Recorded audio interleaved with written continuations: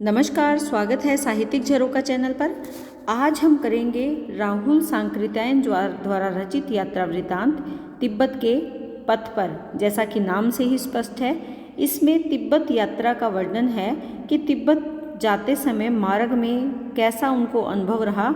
उसी अनुभव को यहाँ पर यात्रा वृतांत के रूप में कलमबद्ध किया है। तो आइए इसके बारे में विस्तार से जानते हैं। देखिए, तिब्बत के पथ पर सबसे पहले हमें ये जानना जरूरी है कि ये एक यात्रा वृतांत है, यानी एक यात्रा का वर्णन है तिब्बत के पथ पर। इसमें जो समय है वो केवल 7 दिन है। 14 मई से लेकर 20 मई तक, यानी 7 दिनों की घटना का वर्णन है, 7 दिनों की यात्रा का वर्णन है। और ये यात्रा कहाँ से थी? नेपाल मार्ग से होते हुए तिब्बत पहुँचने की यात्रा का इसमें वर्णन है। यानी नेपाल से ये चले हैं, नेपाल के गांव से, और कहाँ पर इनको जाना है? तिब्बत इनको जाना है। तो इस मार्ग में जो जो इनको अनुभव हुए, उसी अनुभवों को या उन्हीं अनुभवों को इन्होंने कलमबद्ध किया है। इस यात्रा में लेखक अपने साथी तमंग तरुण, एक ही व्यक्ति का नाम है, ये लेखक के साथी हैं तमंग तरुण, उसके साथ यात्रा करते हैं। और ये यात्रा, पहले तो तमंग तरुण इस यात्रा से मना कर देते हैं क्योंकि उनकी फसल पक चुकी थी और उन्हें वो फसल काटनी थी, इसीलिए वो पहले तो इस यात्रा के लिए मना कर देते हैं, लेकिन फिर वो जाने के लिए तैयार हो जाते हैं। यह यात्रा नेपाल के एक गांव से शुरू होती है और यात्रा में नेपाल से गुजरते हुए वहाँ के लोक जीवन, यहाँ पर थोड़ा प्रिंटिंग मिस्टेक है, लोक जीवन, लोक व्यवहार तथा प्राकृतिक छटा का सजीव चित्रण लेखक ने किया है। जब वो इन गाँवों से निकलते हैं तो गाँव के रीति रिवाज क्या है, परंपराएं क्या है, वहाँ कौन से धर्म का जो है लोग पालन करते हैं, इन सब के बारे में लेखक ने विस्तार से इस वृतांत में बताया है।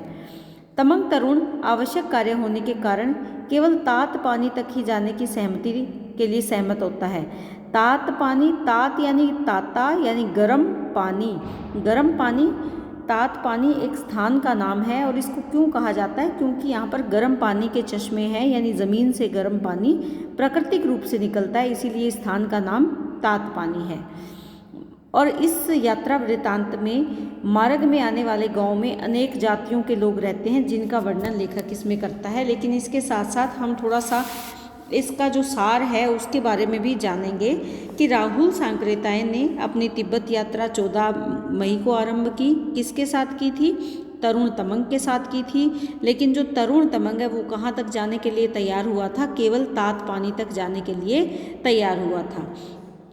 और वो लगभग सुबह 8 बजे गांव से निकल पड़े थे अपने साथ सत्तू लेकर। सत्तू पके हुए चावल का कुछ भोजन, उसको लेकर वो चल पड़े थे।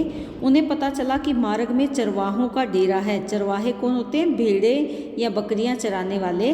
वहाँ से उन्हें मक्खन मिल जाएगा। रास्ता पहाड़ी के ऊपर से जाता था, वहाँ चारों ओर घना जंगल था और 6 घंटे तक लगातार चलने के बाद वो उस चरवाहों के डेरे के पास पहुँचे थे।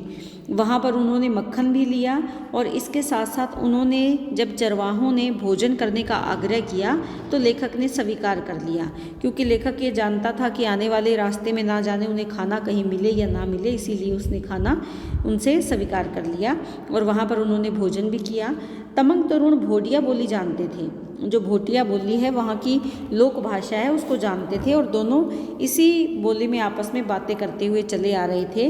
और मार्ग में जो आने वाले गांव थे उसमें जो अलग अलग जातियों के लोग रहते थे उनके बारे में भी लेखक ने यहाँ पर वर्णन किया है। जैसे यहाँ थोड़ा विस्तार से बताऊंगी मैं आपको, ताकि आपको ध्यान रहे।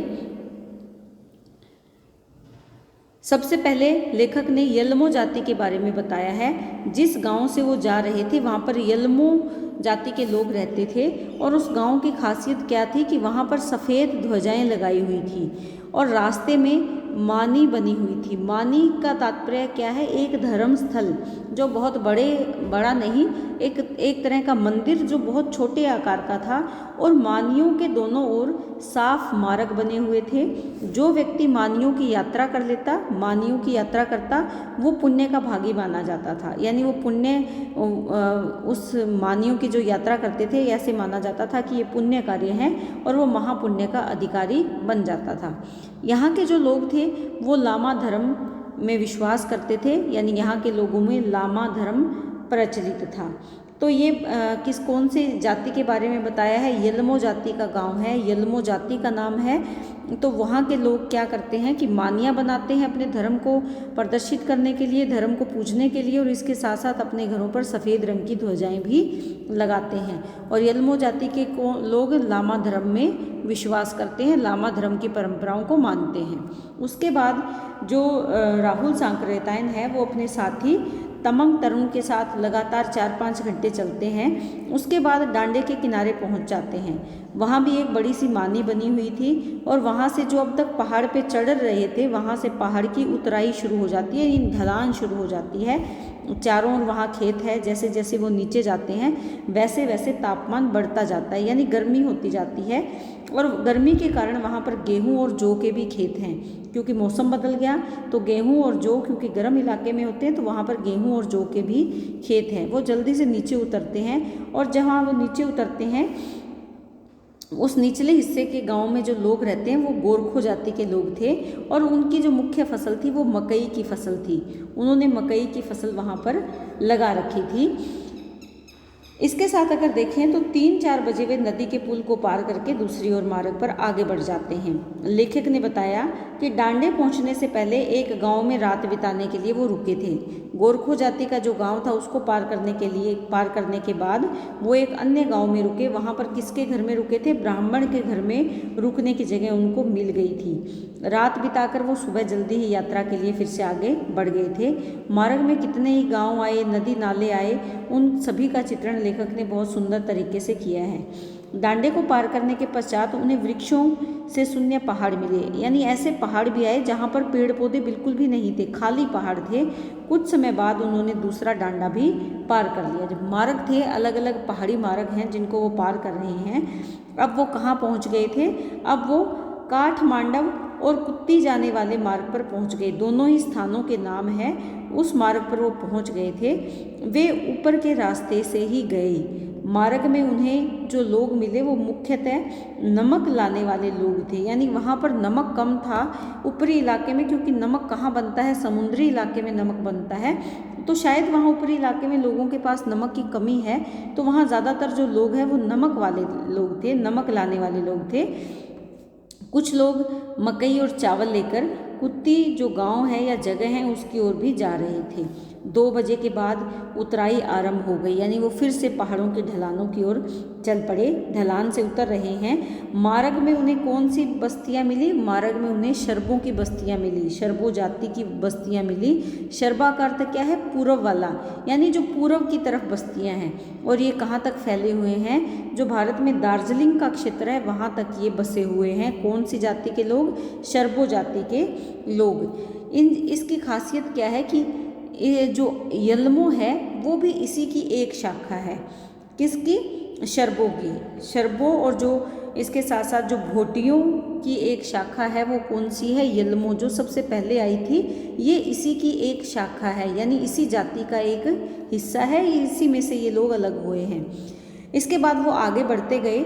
जब वो आगे पहुँचे तो उन्हें पता चला कि आगे डुकपा लामा अगले गांव में ठहरे हैं। कौन सा गांव है? तमंगों का गांव है। तमंग जाति के लोग हैं इस गांव में, और वहां पर लामा का प्रधान है डुकपा लामा, वो वहां पर रुके हुए हैं। और इसके साथ साथ कुल्लू का रिंचन भी वहां मिलता है लेखक को।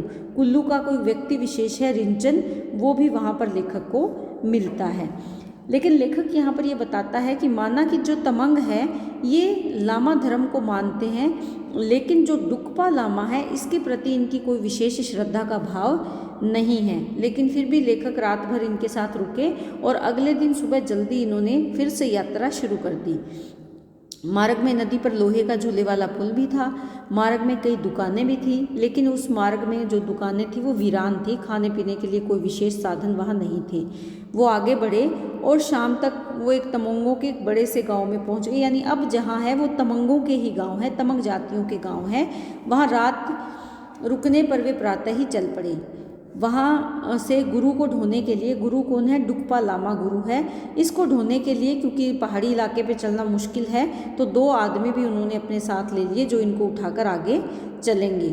वे काठमांडव से आने वाले बड़े मार्ग पर पहुँचे। यहाँ पर जो काठमांडव है ये नाम बार बार आ रहा है, ये आप ध्यान में रखेंगे कि काठमांडव है, उसके बड़े रास्ते पर पहुंच गए। सड़क पर लोगों का आना जाना था, लेकिन वो कौन से लोग थे? जो नमक ले जा रहे थे। उसके बाद 18 मई को वो तात पानी पहुँचे। हमने शुरू में किया था कि जो तरुण तमंग है वो तात पानी तक ही लेखक के साथ आने के लिए तैयार हुआ था और 18 मई को वहाँ पर वो पहुँच गए थे। गांव में नेपाली चुंगी घर था और डाक खाना था, क्योंकि ये नेपाल का शायद आखिरी गांव है, सीमावर्ती गांव है, तो यहाँ पर चुंगी घर भी है और डाक खाना भी है पत्र व्यवहार के लिए। जब वो वहाँ पहुँचे तो उन्होंने बताया कि कल वे नेपाल की सीमा की अंतिम चौकी भी पार कर लेंगे। जब रास्ते में चुंगी वाले उनको मिले तो चुंगी वालों को जो लेखक का समूह था उन्होंने बताया कि हम तो धार्मिक यात्रा से आए हैं, यानी तीर्थ यात्रा से आए हैं, तीर्थ यात्रा करके हम वापस आए हैं, ऐसा उन्होंने बताया। क्योंकि सच्चाई वो नहीं बताना चाहते थे, अगर सच्चाई बताते तो शायद वो पकड़े जाते, इसीलिए उन्होंने कहा कि हम तीर्थ यात्रा से आए हैं। आगे जो फौजी चौकी थी वहाँ पर लेखक ने फिर से झूठ बोला और क्या कहा कि वो खुनू छवंग है। अपना नाम उन्होंने क्या बताया? खुनू छवंग। यहाँ पर बिंदी आएगी, खुनू छवंग अपना नाम उन्होंने बताया। यहाँ पर लेखक ने देखा कि आगे बहुत ऊंचा पर्वत था, बहुत ऊंचा पहाड़ था। ऐसे लग रहा था देखने पे कि रास्ता रुक गया है। अब उनकी समझ में आया कि सामने की जो महान पर्वत की दीवार है वो सैनिक दृष्टि से क्यों ज़्यादा महत्वपूर्ण है, क्योंकि ऐसा माना जाता है कि वो पहाड़ सैन्य दृष्टि से महत्वपूर्ण है। अब लेखक को उसको देखकर पता चल रहा था कि वो पहाड़ कैसे हमारे देश को बचाने के लिए एक दीवार की तरह खड़ा था, और लेखक को देखकर लगा कि नीचे से आने वाली बड़ी सेना को भी कुछ ही आदमी वहाँ रोक सकते हैं, अर्थात वो पहाड़ उनकी मदद करेगा वहाँ रोकने के लिए। वहाँ पहुँचने पर देखा कि एक पहरेदार खड़ा था जिसने उसे रोक लिया। फिर एक हवलदार आया और पूछने पर उसे बताया कि हम लोग करोड़ के अवतारी लामा के चेले हैं। किसी लामा का नाम लिया, करोड़ के अवतारी लामा का नाम लिया और बताया कि हम उनके शिष्य हैं। तभी लामा भी वहाँ पहुँच गए, जो डुक्पा लामा है वो भी साथ आ गए। हवलदार ने सारी रिपोर्ट सेना के कप्तान को दी, उसने सूबेदार को भेज दिया और जब सूबेदार ने नाम पूछा तो उसने क्या बताया था? खुनू छवंग अपना नाम बताया था। और उन्होंने तसल्ली करी कि हाँ ये व्यक्ति ठीक बोल रहा है, जिससे लेखक को थोड़ी शांति मिली, उसने भी चैन की सांस ली। शाम करीब थी और पास के गांव में ठहरना था, क्योंकि अब नेपाल की सीमा पार करके तिब्बत में जाना मुनासिब नहीं था, इसलिए उन्होंने वहीं पर ठहरने का सोचा। रात को एक अच्छा ठिकाना मिल गया। 19 मई को डुक्पा लामा ने अपने देवता की पूजा की और इसके साथ ही उन्होंने प्रसाद भी बांटा। प्रसाद क्या बनाया था? सत्तू की पिंडलियों पर लाल रंग डालकर मांस का प्रसाद उन्होंने तैयार किया था और घी के दिए जलाए थे। जाप के बाद डमरू बजने लगा था और ऐसा करते करते रात के लगभग 10 बज गए थे और 10 बजे के बाद प्रसाद वितरित किया गया या बांटा गया। दूसरे दिन यानी 20 मई को लेखक ये कहते हैं कि हम उस पुल पर पहुंच गए जो नेपाल और तिब्बत की सीमा में है, जो नेपाल और तिब्बत को जोड़ता है। उस पुल पर लेखक पहुंच गए और तिब्बत की सीमा में पैर रखते ही, तिब्बत की सीमा में प्रवेश कब किया लेखक ने? 20 मई को। और तिब्बत की सीमा में पैर रखते ही वो सब बहुत प्रसन्न थे और ऐसे लग रहा था कि किसी बड़ी लड़ाई को जीत लिया है, किसी बड़ी जंग को जीत लिया है। तो ये यात्रा वृतांत था, यात्रा का वर्णन था। कौन सी यात्रा का? तिब्बत यात्रा, यानी तिब्बत जब वो गए, कहाँ से गए? नेपाल से गए। और बीच में जो गांव आए वहाँ पर कौन कौन सी जातियों के लोग रहते थे और लेखक ने किस प्रकार आसपास का जो वातावरण देखा उसको कितने सुंदर शब्दों में यहाँ पर अभिव्यक्ति की है अपने भावों की, वो यहाँ बहुत अच्छे से लेखक ने इसमें बताया है। तो उम्मीद करती हूँ कि यात्रा वृतांत आपको अच्छा लगा पढ़कर और ये आपको समझ में भी आया।